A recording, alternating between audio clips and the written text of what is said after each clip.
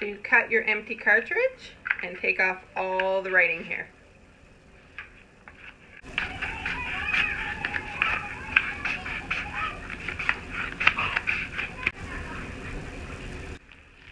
Now you grab your bag, you stretch it out, you stuff it inside the hole, wrap it around your empty cartridge, take your elastic,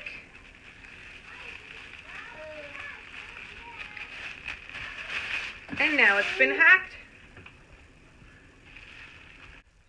And then make sure to remove your elastic, tie a knot in your bag, shove it down, and do as usual. Switch out your old cartridge and replace. I've been using this one for about 2 years and haven't bought a recharge cartridge in about 3 or 4 years.